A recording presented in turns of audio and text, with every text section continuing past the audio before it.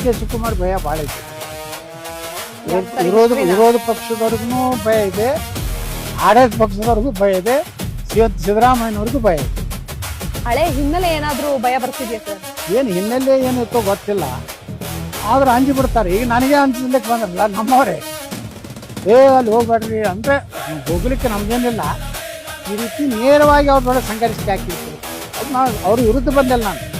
ನಾನು ರೈತರ ಪರಿಸ್ಥಿತಿ ನಿಜಾನೇ ಇತ್ತು, ಅಥವಾ ಬರಡು ಭೂಮಿ ಇತ್ತು, ಅಥವಾ ಫೇಕ್ ಅನ್ನೋ ರೈತರು ಅದಾರು, ಅದನ್ನ ನೋಡ್ಲಕ್ಕೆ ಬಂದು ಸರ್ ಇವತ್ತು ನಾವು ಈ ತೋಟದಾಗ ಕೂತೀವಿ, ಇವ್ರು ರೈತ ಅದಾನೆ, ಇವ್ರು ಭೂಮಿ ಹೋಗ್ತಾರೆ ಪಾಪ. ಅವ್ರ ಭಯ ನಾ ಎಂಟ್ರ ಆದ ಕೂಡ ಹೇಳ್ಬೇಕು, ಏನಾದ್ರು ಮಾಡಿ ನಮ್ಮ ಭೂಮಿ ಉಳಿಸ್ಬಿಡಿ ಸರ್, ಇದೆಲ್ಲ ಫೇಕ್ ಅಥವಾ ಇದು ಬರಗ ಅಥವಾ ಇವರು ನಕಲಿ ರೈತ. ಸುಮ್ಮನೆ ನೋಡ್ರಿ ಎಲ್ಲರನ್ನೂ ದುಡ್ಡಿನಿಂದ ಖರೀದಿ